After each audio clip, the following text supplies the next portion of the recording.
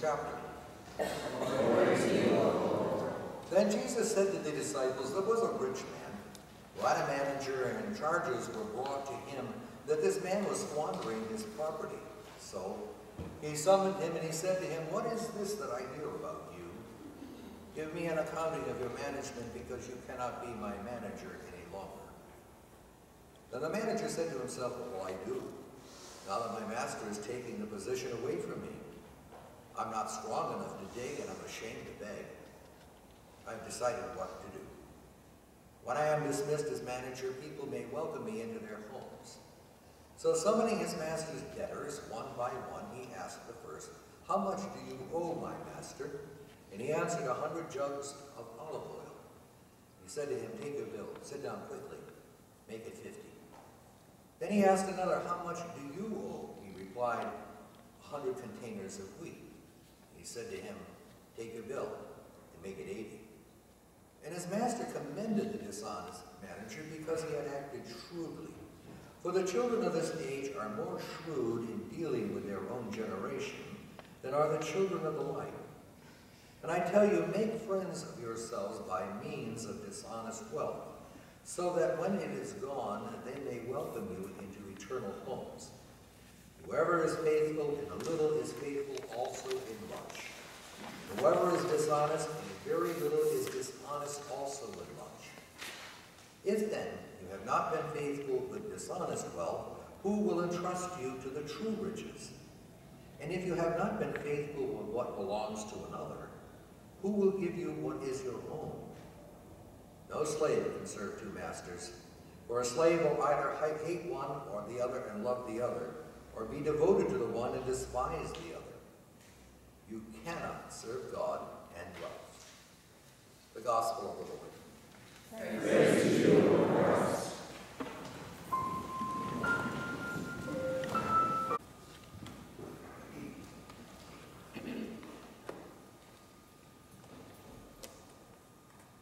When Moses took the tribes to the edge of the promised land, God said to him, I give you this land to use, but it will always belong to me. It will never belong to you, because all things belong to me, all creation belongs to me. So I give it to your use, and use it wisely. And because human nature is what it is, very quickly, everyone decided that, well, this is ours. And because they decided that it was theirs, immediately human greed being what it is, all of a sudden people started parceling things out and said, this belongs to me. And when they decided this belongs to me, society was quickly drawn into two classes, those who had all and those who had little, and 1% owned everything, and 99% owned nothing. And because that was so, all of a sudden you hear the words of Amos this morning. The Old Testament prophet already, what does he see out in this land of Israel? You heard it. Hear this, you that trample on the needy, and bring to ruin the poor of the land, saying, when will the new moon be over so that we may sell grain? In other words, when can we get out of worship so that we can do what we really like to do? And that is sell and make money. So that we may offer wheat for sale. Yes, this is what we really want to do. Make the service short. Now, we pastors know what that's all about. When people look at their watch after 15 minutes and say, when will he stop?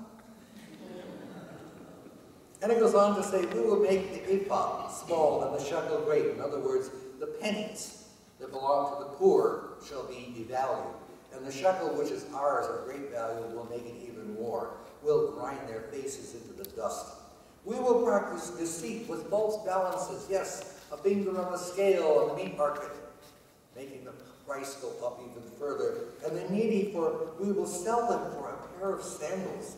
Sweeping and selling the sweepings of wheat that are on the floor, because what's on the floor is mostly chaff. There's very little wheat. We'll sweep it up. We'll sell it to the poor at high prices, even though they're only getting 20% wheat and the rest is junk. Amos is furious because he sees it going on. And so all of a sudden we come over to this rather mysterious text of the gospel this morning, because if you weren't surprised, you might want to be, when Jesus says to this crowd of people, mostly poor, absolutely, either from Judah or also from Galilee, which is the poor section. Because between Judah and Galilee is Jerusalem, where all the rich folks are. Yes, sir. It's Rome and all the high priests, and they're playing scratching back with each other. Tell you what, you keep things cool, says the Romans, and we'll back you to whatever you want. And by God, the high priest certainly did by taxing the poor. And so we hear this story about this unjust steward, you see, because he is the master of the rich guy. And all along, when he sends the bills out, he's padding them.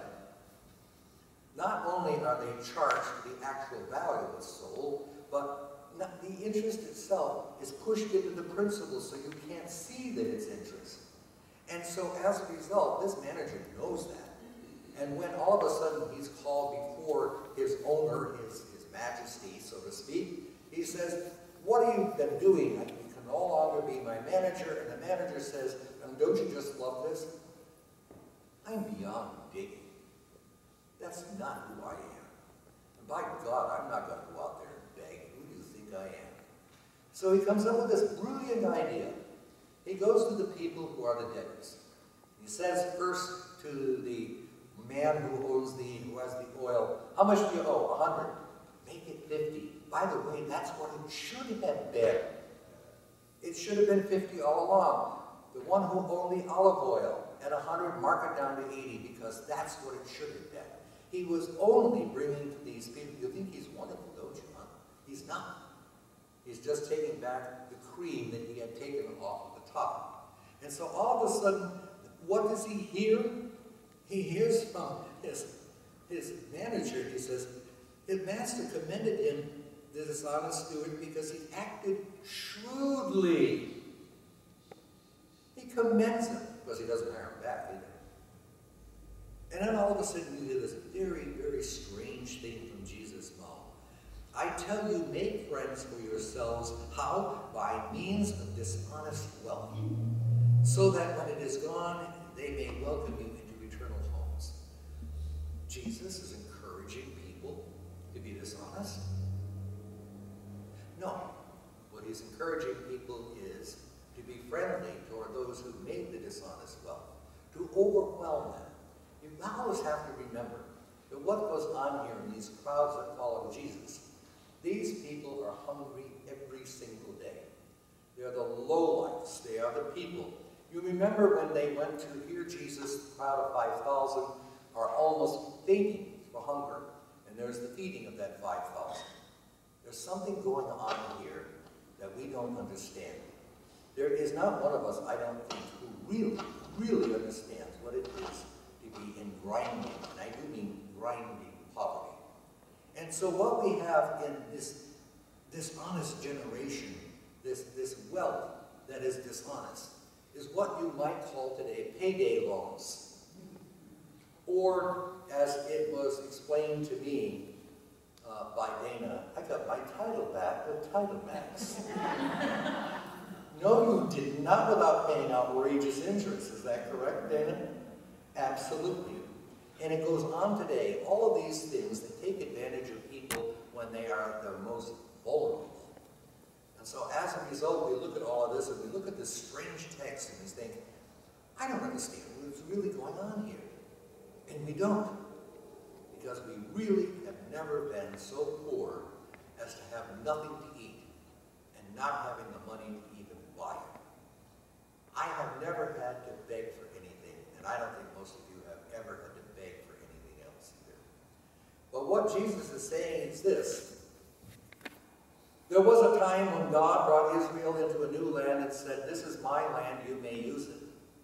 And within a short amount of time, what was prohibited by Mosaic law, which was the borrowing of money and charging interest, became common. Now, for most of us, that's not a bad idea.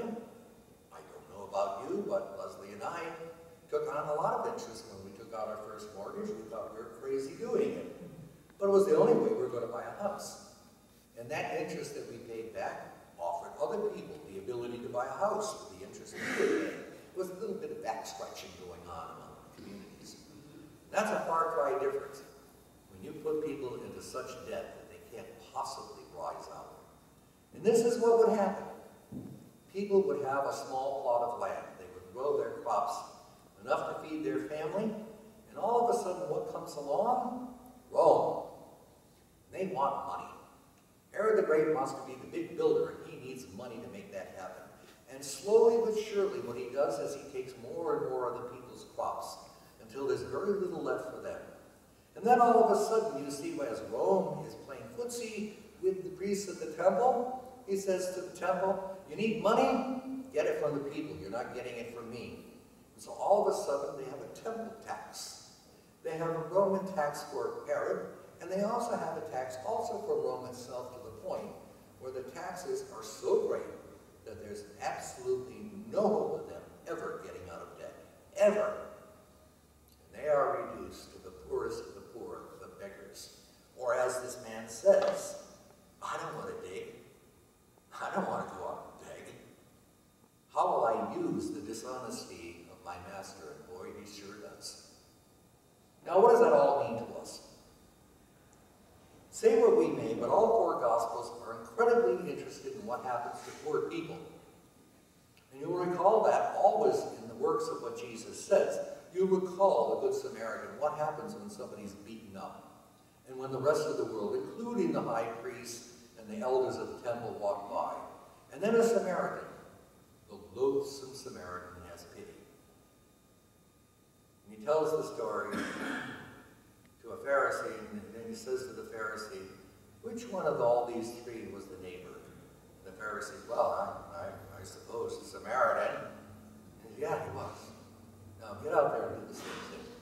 Get busy to be what God has created you to do, and who God has created you to be. Now, some of that we see in our own church. Just last Saturday in Hunker Now, and we did fine.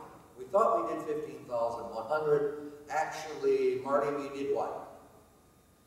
15,552. 552, went up a little bit, yep. Now, that is what is called, as Jesus would say, let your good work shine before others so they may see it, and be anxious also to do the will of God. Now, this isn't a matter of pride. Look at us. No. It's a matter of knowing who we are as a called Christian.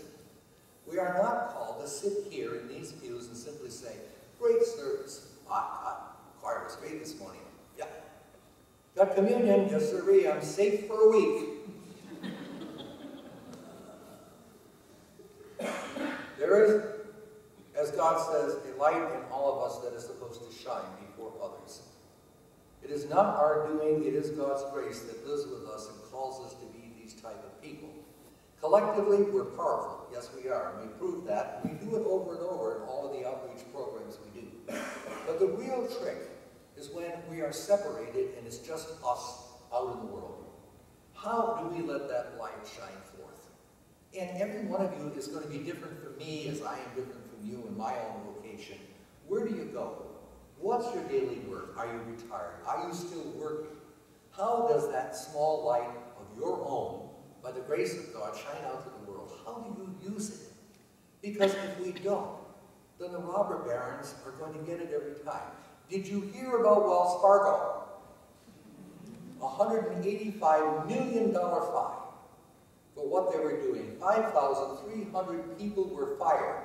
And the head CEO heads out of the office with a $125 million golden parachute. You figure it out. It's still there. What you hear in this text is going on today, and it'll go on forever. Unless we have the checks and balances that cause dishonest people to be and show who they really are. It's a terribly difficult thing to do. And sometimes it almost seems overwhelming because we don't have access to that type of money or that type of influence, but we do have access to the light that God asks us to shine within us individually. It's wonderful when we come creating it together as a group, then it's a big light.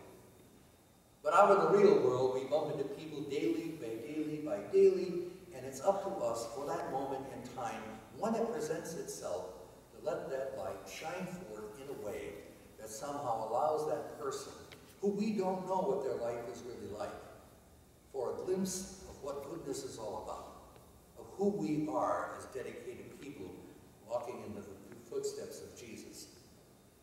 Now, I know how you're going to do it. I know how I have to do it, and the people I meet, my circumstances, of course, are different from yours. But tomorrow, when you walk out into what people call the real world, I like that, you know? When we come here, this is the unreal world. Everything is nice and holy, we sing fun hymns, and we have communion, and everybody likes each other, for the most part. And, you know, it's a nice congregation. But then all of a sudden we walk into that other world where people aren't always so nice. And we try our best to do what we call to do, to be those living Christians, and sometimes it's just not an easy task. But it is, of course, the test of reality, that out in that real world are the people who we don't know, who need a light in front of them that says life could be different, somehow that we make a difference. So, tomorrow's Monday. Boring Monday, going back to work after a nice Sunday of coming here to worship, yes sirree. Or if you're coming back this afternoon to hear absolutely gorgeous music by Alex Paley and all of the other musicians that were here Friday and Saturday night, and you think, my gosh, that's beautiful. But all of a sudden, the reality of out in the world says, but it's not beautiful for everybody. And what we are called to do is to be that light that for a moment gives a certain brilliance into the lives of those poor people who are crushed, and somehow say, the world is against me, there's no hope for me. You may be just that moment of light that says life can